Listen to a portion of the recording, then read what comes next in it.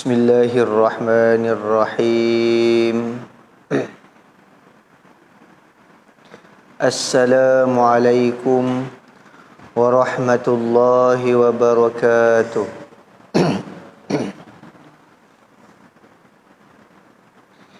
Innal hamdalillah nahmaduhu wa nasta'inuhu wa nastaghfiruh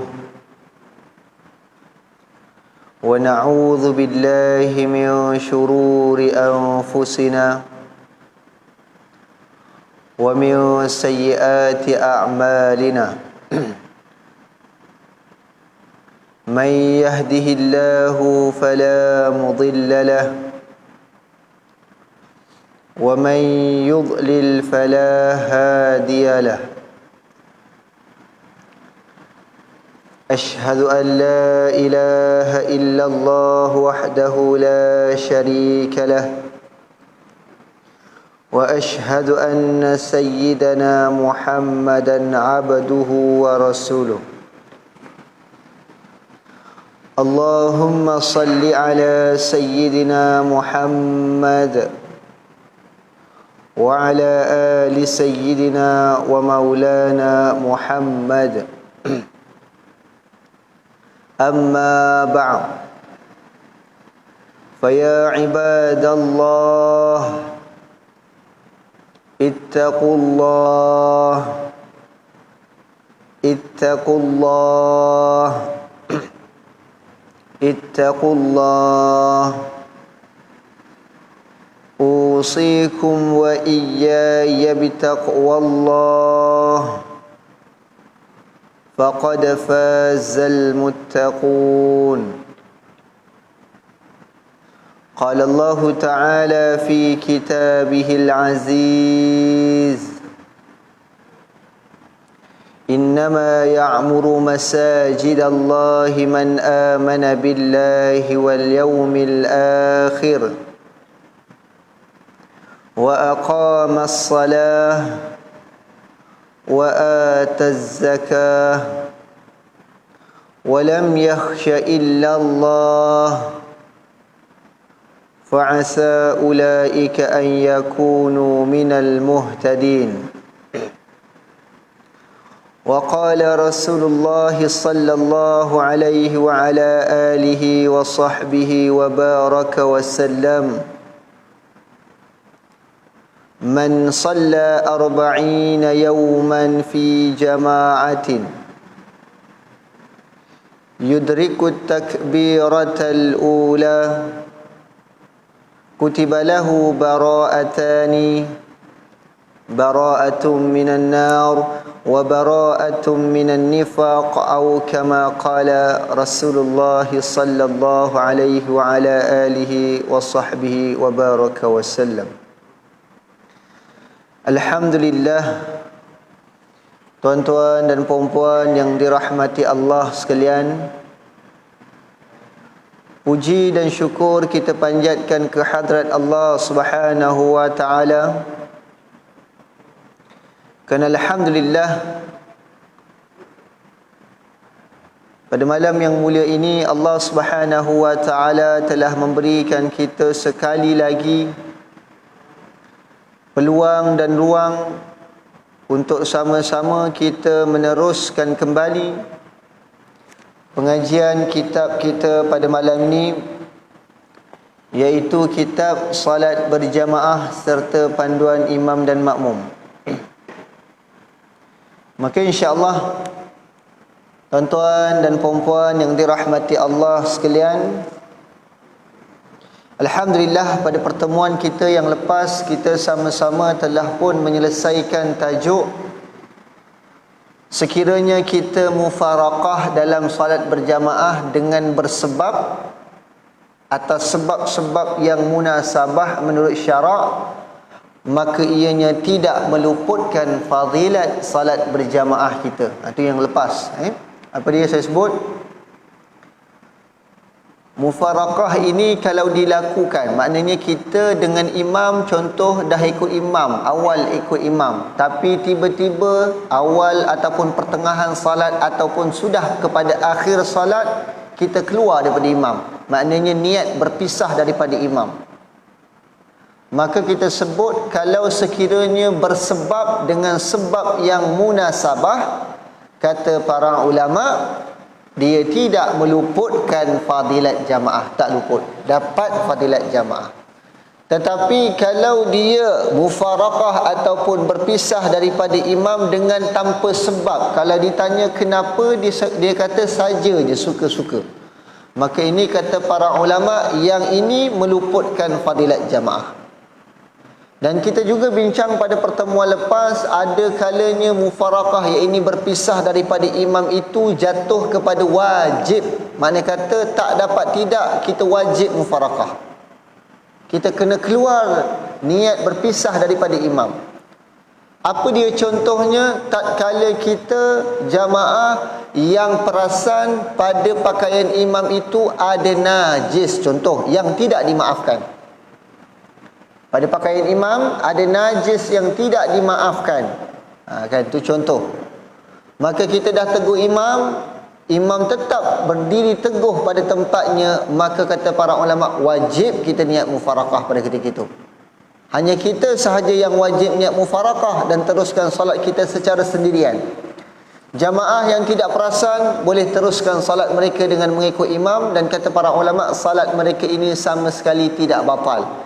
Kerana di situ apa yang kita sebut, mereka itu tidak nampak dan tidak jelas akan perkara tersebut. Apa lagi contoh mufaraqah yang wajib ni kata para ulama? Contoh, seorang imam dengan secara tidak sengaja atau terlupa bilangan rakaat dengan tak sengaja salat jadi berkurang. Sebagai contoh, maghrib jadi 2 rakaat, isyak jadi 3 rakaat, subuh jadi 1 rakaat. Tu contoh. Makmum tegur imam, tapi imam tak nak berdiri untuk menambah rakaat yang sepatutnya dilakukan, maka wajib bagi makmum tadi niat mufaraqah. Itu di antara perkara yang wajib. Maka insya-Allah tuan-tuan dan puan-puan yang dirahmati Allah sekalian, untuk pertemuan kita pada kali ini, kita akan sambung perbincangan kita pada halaman yang ke-182. Muka surat 182 dalam tajuk sekurang-kurang waktu bersama imam untuk mendapatkan fadilat jamaah. Itu dia kan. Bilakah tempohnya kita nak peroleh fadilat jamaah? Kan? Yang paling afdal ikut daripada awal, itu paling afdal. Nah, memang tak disangkal lagi. Tapi dia ada yang waktu yang saat-saat gentir, dah hujung dah. Walaupun dah hujung, masih lagi boleh beroleh fadilat jamaah. Kan? Kita sebut yang paling afdal apa dia? Tatkala kita dapat bersama imam daripada awal. Kan? Daripada awal imam takbir dia Allahu Akbar, kita pun Allahu Akbar. Ini yang disebut sebagai at-takbiratul ula. Dalam hadis sebut apa dia? Man salla 40 yawman fi jama'atin yudriku at-takbiratul ula kutiba lahu bara'atani, bara'atun minan nar wa bara'atun minan nifaq. Siapa yang salat berjamaah selama 40 hari 40 malam dalam keadaan dia mendapat at-takbiratul ula yang kita sebut tadi, dalam arti kata mudah, dia muafiq bukan masbuk. Selama 40 hari 40 malam, maka Nabi sebut Allah janjikan dia dibebaskan daripada 2 perkara. Yang pertama, dibebaskan daripada api neraka, dan yang kedua, diselamatkan daripada sifat orang-orang munafik. Ini selama 40 hari 40 malam yang kita dah sebut banyak kali pada pertemuan yang awal. Jadi ini paling afdal. Kalau nak beroleh fadilat jamaah, yang paling afdal ini daripada permulaan salat, daripada awal salat kita ikut imam. Ini paling afdal. Maka disebut, ketahuilah bahawa kelebihan yang menyusuli salat berjamaah itu ada 4 jenis, kata para ulama. Dalam salat berjamaah ni, nak peroleh fadilat jamaah, ada 4 jenis orang yang akan dapat fadilat jamaah. Yang pertama, fadilat berjamaah itu sendiri. Tak kira bila-bila dia mula dengan imam. Waktu rakaat pertama ke, rakaat kedua ke, rakaat ketiga ke, ataupun bagaimana, ataupun pada penghujung solat, kan? Makna fadilat jamaah. Yang kedua, mendapat Jumaat. Ini kita dah bincang dulu pada pertemuan lepas. Sekurang-kurang bagi seseorang itu untuk mendapat Jumaat dengan apa dia? 1 rakaat dalam salat Jumaat, maka dapat dia Jumaat. Dalam hadis sebut apa dia? Man adraka minal jum'ati falyusalli ilaiha ukhra. Hadis Abu Hurairah sebut. Apa dia sebut? Siapa yang dapat 1 rakaat dalam salat Jumaat, maka lepas tu dia tambah serakaat lagi. Mafhum lain untuk faham kepahaman hadis ni, siapa yang tak dapat 2 rakaat dalam solat Jumaat, kata Imam Malik, Imam Syafi'i, iaitu Muhammad bin Idris Al-Syafi'i, kata Imam Ahmad bin Hanbal, siapa yang 2 rakaat tak dapat dalam solat Jumaat, maka lepas imam salam dia kena tambah 4 rakaat, cuma niatnya niat Jumaat saja. Itu saja. Ini kita bincang. Maka sekurang-kurang Jumaat itu nak dapat apa dia? 1 rakaat. Begitu juga nak menentukan Jumaat pada ketika tempat itu sah atau tidak, paling kurang. Contoh, jamaah ada 40 orang dalam solat Jumaat. Rakaat pertama cukup, semua jamaah ikut. Tapi tiba-tiba pada rakaat kedua, salah seorang daripada jamaah keluar daripada jamaah ketika salat Jumaat, maka tinggal bilangan 39 orang. Sah atau tidak pada ketika itu? Jawab ulama kita sah berdasarkan hadis tadi. Kenapa sah? Telah terlaksana dengan 1 rakaat, maka perlu saja tambah lagi 1 rakaat. Sah. Nampak tak? Tuan-tuan bayangkan satu hadis, man adraka minal jum'ati falyusalli ilaiha ukhra, satu hadis saja. Tetapi dengan sebab satu hadis ni, hukum yang ulama dah tetapkan, pecahan hukum tu banyak. Boleh faham maksud? Yang tak sah apa dia?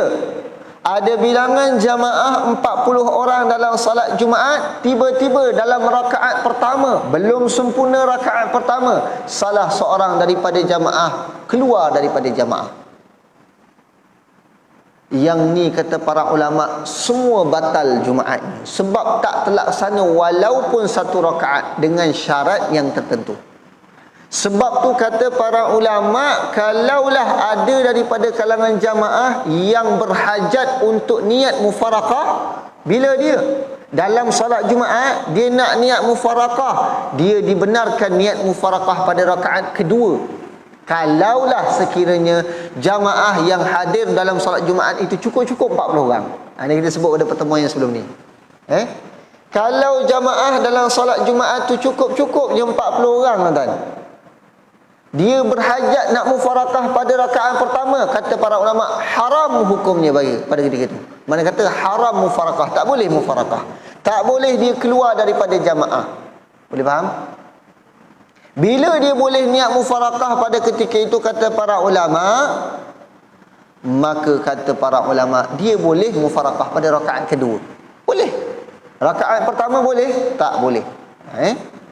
Jadi ini kata para ulama, di antara fadilat jamaah yang bakal diperoleh, antaranya fadilat berjamaah lah. Tak kira bila-bila kita dapat. Yang kedua, fadilat Jumaat yang saya sebut tadi hukumnya. Dan yang ketiga, mendapat kelebihan takbiratul ihram bersama imam. Itu dia takbiratul ihram, kan? Imam takbir Allahu Akbar, Allahu Akbar. Inilah yang paling afdal. Paling afdal. Kan? Makna kata kalau kita sebut orang yang bakal mendapat pahala yang berlipat-lipat kali ganda, yang begini. Tetapi berapa ramai di antara kita yang tidak merebut peluang ni, kan? Kalau lagi-lagi dalam solat sunat tarawih, betul tak? Tunggulah imam rukuk dulu baru dia bangkit berdiri. Berapa banyak kerugian yang dia dah rugi pada ketika tu. Kalau kata berniaga, tuan-tuan, kita tak tahulah dah berapa puluh ribu dia rugi dalam perniagaan. Hanya semata-mata imam takbir, dia menunggu imam. Tunggulah imam rukuk baru dia takbir dalam solat tarawih. Maka lepas tu imam rukuk, dia pun takbir terus rukuk. Dapat rakaat? Dapat. Tapi masbuk lah. Dia kata, tak masbuk. Ya, itulah masbuk. Kenapa dia tak sempat nak baca surah Al-Fatihah dalam kadar kelajuan ataupun kecepatan yang sederhana. Masbuk. Walaupun dapat rakaat sempurna, tetapi tak dapat menyempurnakan Fatihah pada rakaat pertama, hitung dia masbuk. Rugi tak? Rugi. Yang inilah yang banyak berlaku, tuan-tuan dan puan-puan yang dirahmati Allah sekalian, yang perlu kita sama-sama ambil perhatian. Yang seterusnya apa dia? Mendapat rakaat. Ini baru saya sebut ni. Mendapat rakaat. Tak dapat baca Fatihah, tapi dapat rakaat. Dapat tak? Cukup tak maghrib tadi 3 rakaat? Cukup. Tapi sayang pada rakaat pertama tak dapat sempurnakan bacaan Fatihah. Dapat rakaat tak? Dapat. Tapi masbuk ke muafiq? Masbuk. Maka rugi kat situ. Jadi ini kata para ulama, jamaah itu beroleh fadilat jamaah, ya dapat 27, tapi beza nilainya daripada sini. Yang paling baik nilainya Allahu Akbar imam, dia pun Allahu Akbar. Dia tak lengah-lengah. Tapi syaratnya apa dia? Dia kena tunggu imam sempurna takbiratul ihram. Itu syarat dia. Jangan pula dia kata nak dapat lebih afdal. Macam mana?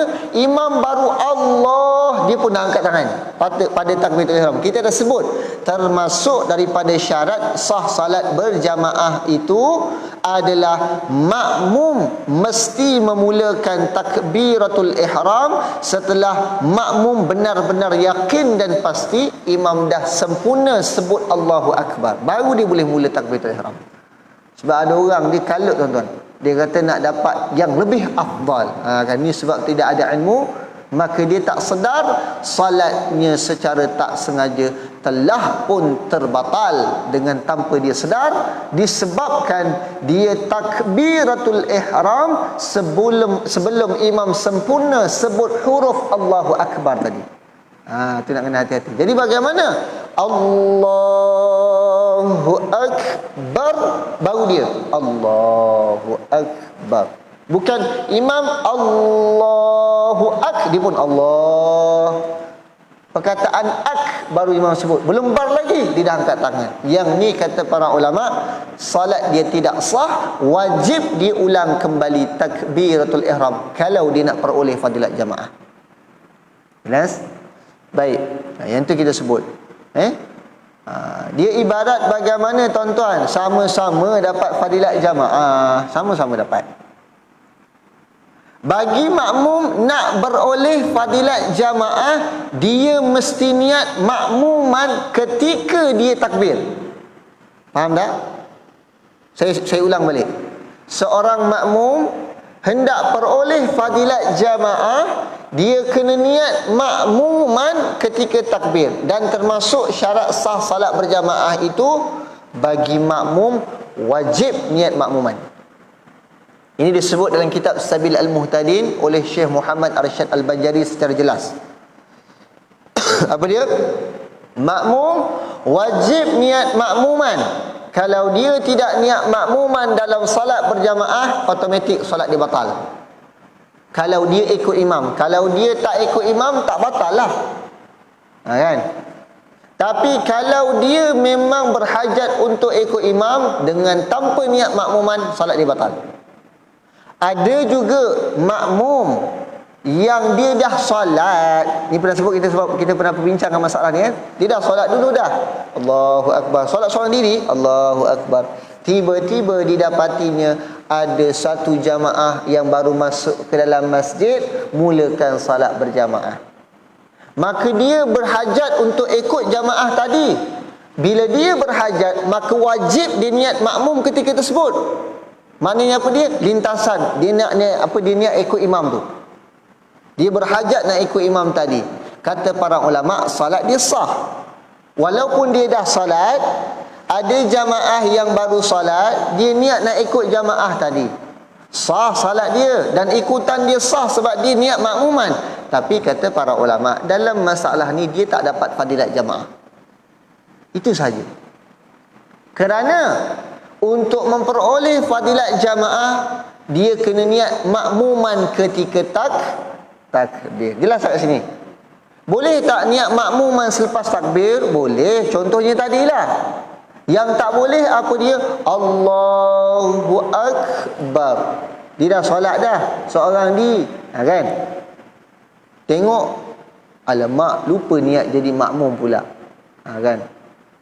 Dia dah ikut imam belum? Dah ikut, batal. Wajib ulang takbir. Faham tak? Contoh apa dia? Dah solat dah, imam Allahu Akbar, dia pun Allahu Akbar, lupa nak niat makmum. Bila lupa niat makmum, walaupun dia telah menepati syarat takbiratul ihram tadi, dia dah sempurna takbir setelah imam takbir, tapi dia lupa nak niat makmum ketika takbir tadi. Jadi disebut dalam kitab Bughayatul Tullab, muqaranah dia antara takbir dengan niat, dia kena muqaranah. Dalam mazhab kita, mazhab Syafi'i, pendapat yang kuat, niat itu mesti dilaksanakan ketika takbir. Lintasannya. Dia khilaf bagi mazhab Maliki, boleh niat sebelum takbir. Boleh. Kan? Tapi dalam mazhab Syafi'i, pendapat yang paling kuat, takbir, niat dia kena seiring. Kan? Terlupa nak niat makmuman, sedangkan dia dah ikut imam, kata ulama, batal salat dia, wajib ulang takbiratul ihram balik. Boleh faham tak? Ini penting ni bagi makmum. Baik. Maka di sinilah yang dibincangkan oleh ulama kita tentang fadilat berjamaah itu. Makna kata, mula kita tahu tadi, angkat takbir, niat makmum, itulah permulaan dia. Tapi kalau dah mula solat, kan, bila tengok ada jamaah tengah solat, baru nak niat makmum, ikut jamaah, solat sah tapi tak beroleh fadilat jamaah. Dia dah sebut dah. Bilakah berakhirnya fadilat jamaah? Mana kata dah bila? Pada penghujungnya. Tuan-tuan kena ingat, selagi mana imam belum sebut huruf mim pada lafaz Assalamualaikum, Assalamualaikum, pada lafaz alaikum tu, imam belum sebut huruf mim lagi kat situ, maka kita masih lagi ada peluang untuk dapat fadilat jamaah dengan syarat niat makmum ketika takbir. Boleh faham? Dengan syarat niat jadi makmum ketika takbir. Contoh apa dia? Imam tengah duduk tahiyat akhir, kita baru masuk. Salli fardal maghribi 3 raka'atin adaan ma'muman lillahi ta'ala, angkat takbir, Allahu Akbar. Habis dibar, Assalamualaikum warahmatullah, Assalamualaikum warahmatullah. Imam bagi salam. Kita sempat duduk tak? Tak sempat duduk. Kita kena duduk tak pada ketika itu? Tak perlu duduk. Dapat tak fadilat jamaah pada ketika itu? Kata para ulama, dapat fadilat jamaah. Kerana dia sempurna takbir, imam belum sebut huruf mim pada Assalamualaikum, maka dia beroleh lagi fadilat jamaah. Yang tak beroleh macam mana? Allahu Assalamualaikum. Jadi pertemuan di antara mim dengan Allahu perkataan akbar. Makna kata belum sempurna perkataan bar, imam dah sebut huruf mim. Yang ni tak beroleh fadilat jamaah. Jelas tak? Yang tu disebut ini jelas disebut dalam kitab Fathul Mu'in, kan? Fathul Mu'in jelas. Baik.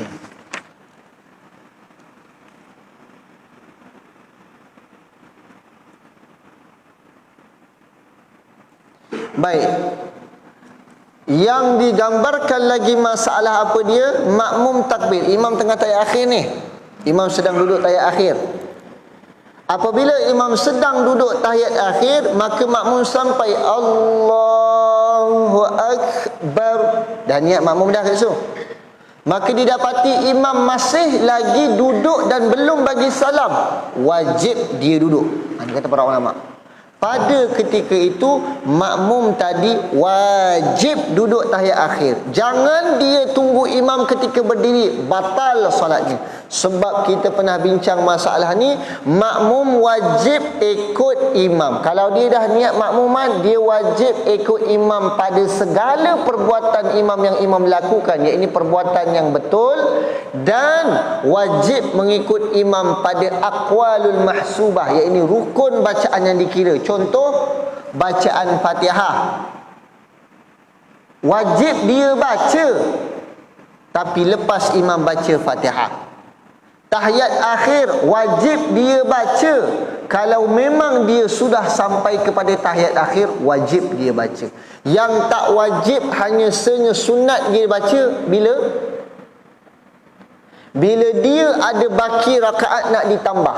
Contoh, sampai-sampai imam berada pada rakaat ketiga, Allahu Akbar. Imam rakaat ketiga, dia rakaat pertama. Imam rakaat keempat, dia rakaat kedua. Maka imam bagi salam, dia ada berapa rakaat lagi hutang? 2 rakaat. Maka bacaan tasyahud tadi kalau dibaca sunat, kerana sunat pada ketika itu dihitung sebagai tahiyat awal untuk diri dia. Maka ada juga yang kita sebut sunat dia ikut bila mana imam berada pada rakaat keempat, dia rakaat pertama. Imam salam, dihutang lagi 3 rakaat. Maka pada ketika itu imam tahiyat akhir dia baru rakaat pertama. Sepatutnya rakaat pertama sunat tak baca tasyahud? Tak sunat.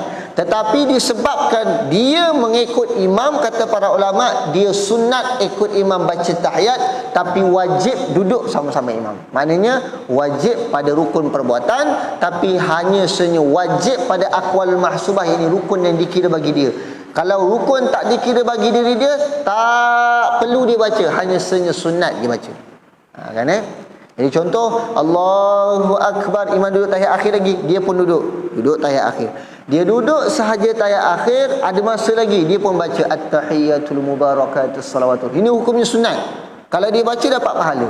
Tapi tak sempat habis, baru assalamu alaina wa ala ibadillahis salihin, imam dah bagi salam. Maka bila imam dah bagi salam, pada ketika itu dia baru rakaat permulaan, ataupun dia baru sahaja nak mula solat, belum dapat 1 rakaat.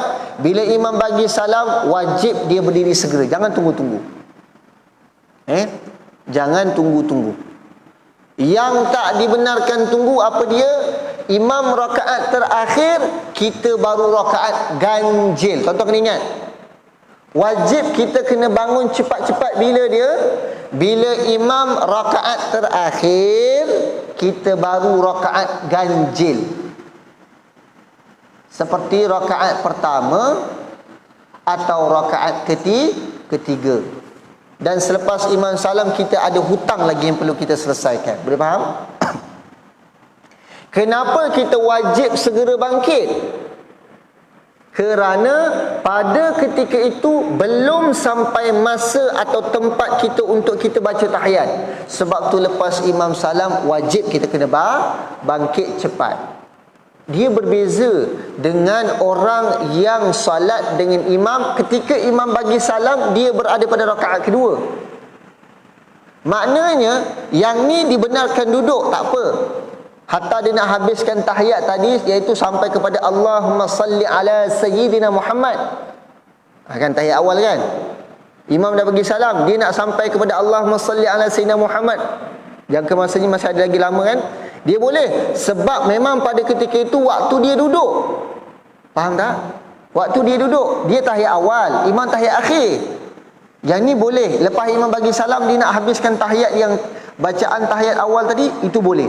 Yang tak boleh apa dia? Imam tahiyat akhir dia berada pada rakaat pertama atau rakaat ketiga. Yang ni lepas imam salam dia kena bangkit berdiri segera. Jelas tak? Salam yang kedua. Jangan salam pertama. Salam pertama hukumnya harus, tapi nak dapat pahala sunat salam kedua. Boleh faham? Baik, setakat ni siapa yang tak jelas? Kalau tak jelas saya ulang sekali insya-Allah. Tentang masalah saya bincang tadi.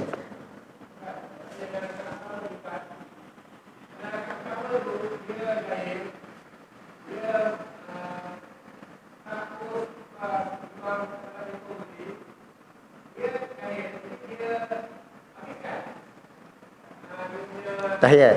Ya. Baik, contoh tadi soalan dia kata, tadi saya kata rakaat pertama dengan rakaat imam tahiyat akhir, kita rakaat pertama atau rakaat ketiga lepas imam bagi salam wajib berdiri tegak. Makmum ni jahil contoh.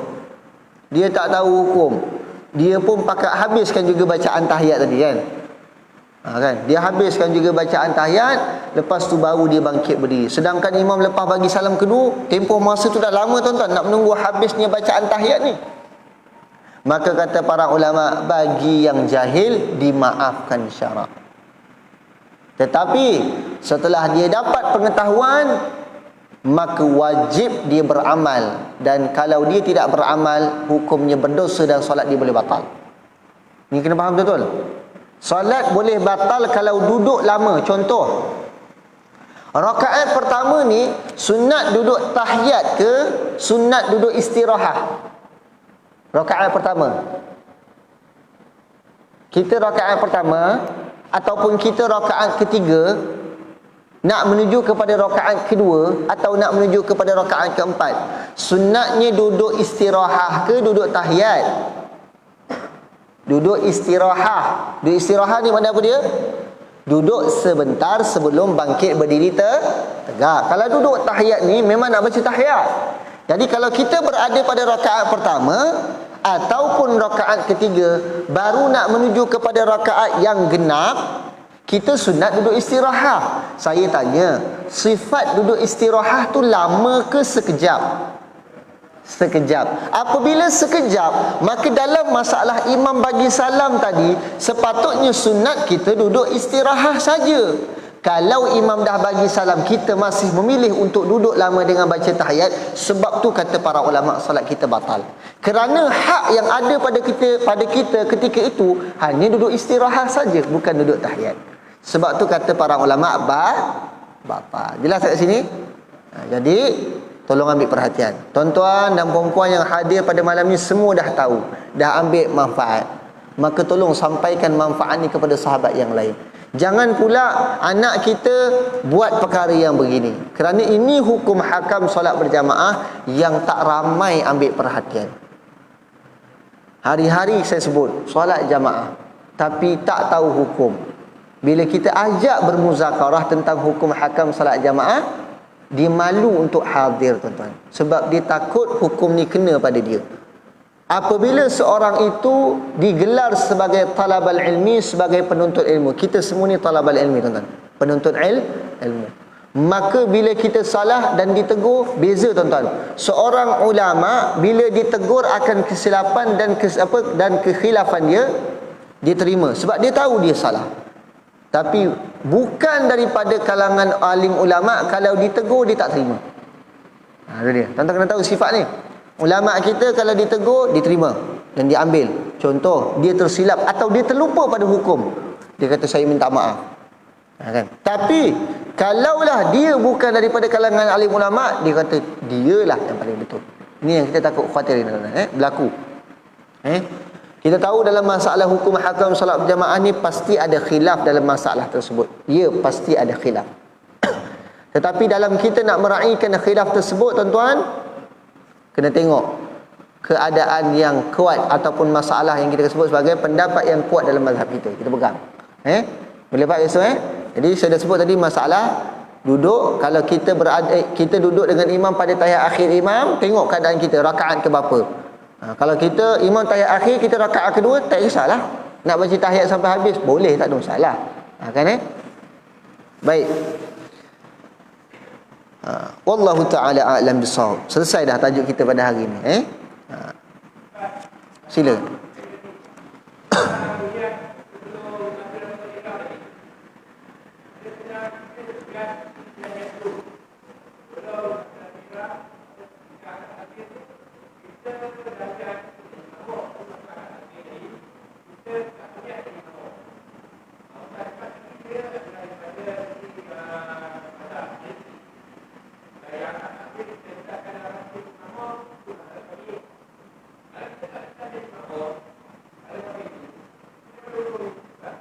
Sebab tu saya sebut, apabila kita kata nak berpegang kepada mazhab Maliki, peganglah semua sekali. Daripada awal solat sampai akhir solat, daripada wuduk ambil mazhab Maliki. Ni sekarang jadi orang jenis ni huru hara tuan-tuan, dia rojak mazhab. Ambil wuduk mazhab lain, solat mazhab lain. Kan? Bila bab zikir tak nak zikir, ikut mazhab lain. Kan? Dia nak lari. Jadi dia nak ambil yang paling mudah tuan. Kan? Jadi kita kata sebenarnya begini, dalam masalah begini kita boleh pakai ijtihad mazhab Maliki sekiranya orang tersebut memang mengalami masalah yang sukar. Boleh, yang dipanggil sebagai talfiq mazhab, sebentar sahaja untuk diri dia. Tapi bagi yang kita boleh untuk berniat ketika takbir, jangan pandai-pandai pula aku ikutlah mazhab Maliki. Nampak tak esok? Boleh faham? Ya. Ya.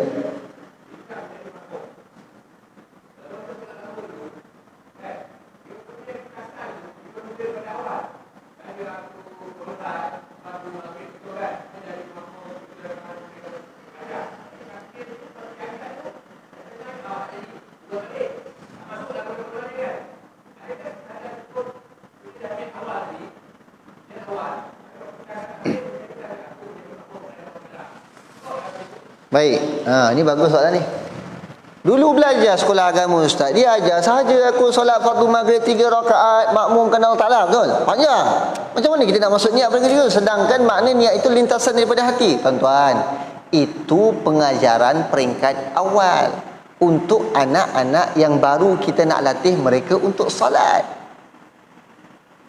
Maka sesuailah untuk pengajaran mereka. Kalaulah anak tu kita ajar apa itu qasad ta'arud ta'yin, boleh masuk tak kepala ni? Tak boleh masuk. Sebab tu saya puji dengan pendidikan di negeri Johor ni menetapkan silibusnya begitu, kerana bersesuaianlah dengan pemikiran anak-anak yang baru kecil-kecil lagi ni. Tuan-tuan bayangkan, tuan-tuan tahu tak dalam niat perkara yang perlu ada dalam solat fardu 3 perkara. Tak ada 3 perkara ni tak sah niat kita. Apa dia? Qasad, ta'arud, ta'yin. Qasadnya apa dia? Sahaja aku solat. Ta'arudnya apa dia? Fardu. Ta'yinnya apa? Zuhur. Baik. Maka kalau kita buat perkara tersebut tuan-tuan, dalam mazhab kita, mazhab Syafi'i, tuan-tuan bukalah kitab Sabil Al-Muhtadin ke, kitab Bughyatul Tullab ke, kitab Matla' Al-Badrain ke, dia kata apa dia? Sunat bagi kita sebelum mulakan niat melafazkan usalli fardhu zuhri 4 raka'atin adaan ma'mum lillahi ta'ala. Apabila kita lafazkan perkara tersebut, maka secara automatik niat kita tu jadi kuat. Barulah kita strong sikit nak angkat takbir. Berbandingan Allahu Akbar, kadang-kadang kita punya hati tidak khusyuk untuk niat. Bila mana Allahu Akbar, ketika tu baru nak mula niat. Sebab tu dalam mazhab kita, mazhab Syafi'i, sunat melafazkan usalli fardhal zuhri 4 raka'atin adaan ma'muman lillahi ta'ala. Sunat, hukumnya sunat. Tapi yang wajibnya apa? Allahu Akbar, sahaja aku solat fardu zuhur makmum. Cukup. Sahaja aku solat fardu zuhur ataupun aku solat fardu zuhur makmum. Cukup. Jelas tak? Jelas. Kan? Tapi kenapa waktu sekolah dulu diajar begitu? Sebenarnya di sekolah itu pun dah suruh kita lepas ni pergi sambung belajar lagi.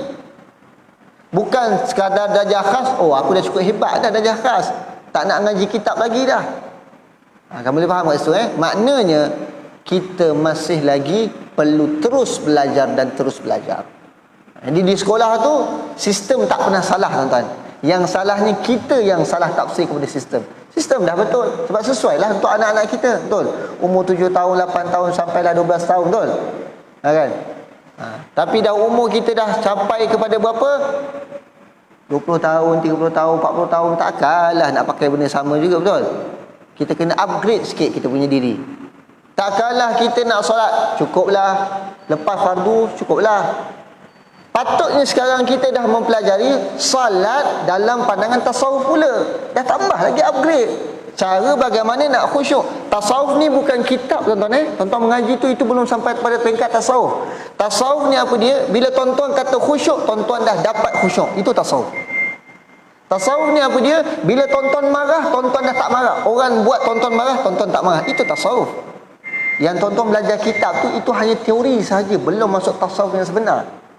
Apabila tuan-tuan ditipu dengan satu penipuan, tuan-tuan tak marah, alhamdulillah aku ditipu. Itu baru tasawuf. Boleh faham tak ni? Bila kita salat Allahu Akbar, khusyuk, cakap khusyuk semua orang boleh cakap, betul? Tapi nak menghadirkan khusyuk itu, bila mana kita boleh khusyuk, itulah dia tasawuf. Jelas tak kat sini? Boleh? Jadi boleh dapat tarik kat sini? Baik, wallahu taala alam bisawab. Kita bagi ruang untuk dah azan belum? Dah azan kita bagi ruang azan sikit, nanti kita sambung sikit je. Lepas tu saya tutup insya-Allah.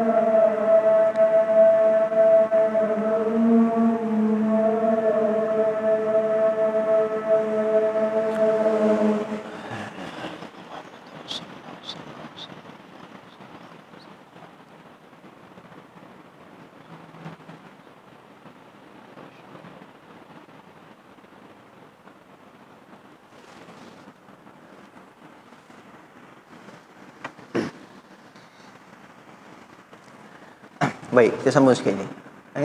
Jadi itulah kita sebut tadi, kalau untuk peringkat awal kita mempelajari ilmu, itu kita sebut cukup dengan kadar dia. Tapi bila sampai peringkat sekarang, kita untuk meneruskan, lebih baik kita tambah lagi dengan ilmu-ilmu tertentu kan. Kalau cakap kita kata hanya kita cakap aku dah khatam kitab tasawuf punya banyak tentang. Berapa ramai ada orang cakap? Ya, 10 kitab aku dah khatam baca. Tapi kita tengok pada dirinya tak ada penerapan tasawuf. Bila diuji dengan satu perkara dia masih marah lagi tuan-tuan. Bila diuji dengan beberapa perkara lagi tuan-tuan dia tak sabar. Kan? Bila Allah Ta'ala uji dengan satu perkara dia tak pernah nak redha dengan ujian tersebut. Kalau dia khatam berapa banyak kitab sekalipun tuan-tuan, ia belum capai daripada tujuan tasawuf yang sebenar, iaitu tasawuf ini bila mana kita dah belajar perkara tersebut, kita dah beramal dengan perkara tersebut. Itu tujuan dia, kan? Bagaimana nak dapat khusyuk dalam salat, itu teori je tuan-tuan. Kalau disebut dalam kitab, praktikalnya kita dah boleh dapat, mana kata kita dah capai kepada tasawuf yang sebenar. Baik, ada soalan lagi sebelum saya tutup? Ya.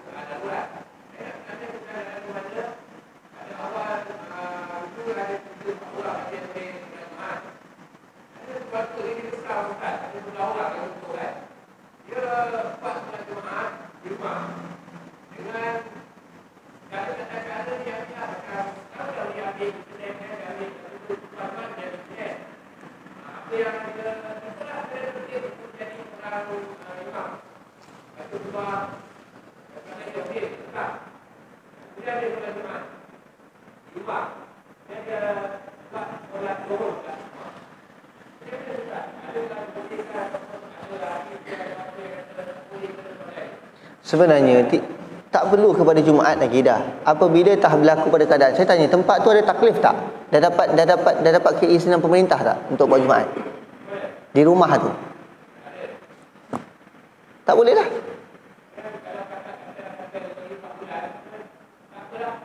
Ya?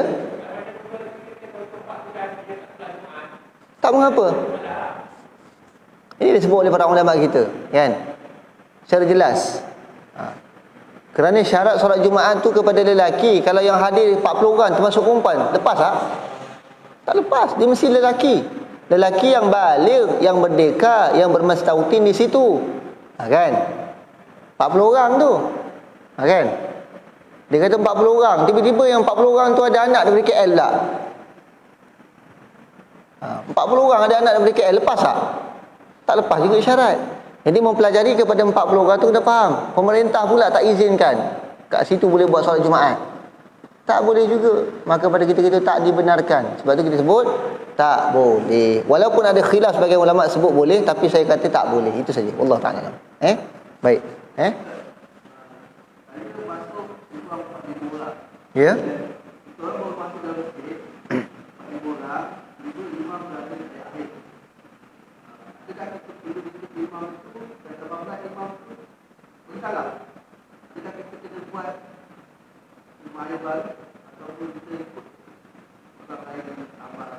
Ini soalan bagus ni. Ini bab selepas ni sepatutnya. Kita baru masuk, imam dah tak akhir. Kita ada 3-4 orang. Nak ikut imam ke nak buat jamaah baru? Jawab pengarang kitab Fathul Mu'in, jawabnya adalah buat jamaah baru lebih afdal. Itu saja. Buat jamaah baru lebih afdal berbanding dengan kita ikut imam yang berada pada penghujung jamaah. Wallahu ta'ala alam bisawab. Cukup saja. Okey. Saya rasa cukup sekadar itu saja. Yang baiklah datang daripada Allah dan yang buruk datang daripada diri saya sendiri. Hakikatnya baik dan buruk datang daripada Allah. A'udzubillahi minasyaitonirrajim. Bismillahirrahmanirrahim. Alhamdulillahi rabbil alamin. Wassalatu wassalamu ala asyrafil anbiya'i wal mursalin. Sayyidina wa maulana Muhammadin wa ala alihi wa sahbihi ajma'in. اللهم فقهنا في الدين وعلمنا تأويل واهدنا الصراط المستقيم صراط الذين أنعمت عليهم من النبيين والصديقين والشهداء والصالحين وحسن أولئك رفيقا يا أرحم الراحمين اللهم اختم لنا بحسن الخاتمة ولا تختم علينا يا الله بسوء الخاتمة اللهم إنا نسألك علما نافعا ورزقا واسعا وعملا متقبلا اللهم ارزقنا فهم النبيين وحفظ المرسلين وإلهام الملائكة المقربين اللهم إنا نعوذ بك من البرص والجنون والجذام ومن سيء الأسقام. اللهم دفع عنا البلاء والوباء وخصوصا الوباء ويرس كورونا والولاء والمهن والفتن ما ظهر منها وما بطن عن بلدنا هذا خاصة وعن بلدان عامة يا رب العالمين. ربنا آتنا في الدنيا حسنة وفي الآخرة حسنة وقنا عذاب النار. وصلى الله على سيدنا محمد وعلى آله وصحبه وسلم والحمد لله رب العالمين. تقبل الله. أقول قولي هذا وأستغفر الله العظيم لي ولكم. السلام عليكم ورحمة الله وبركاته.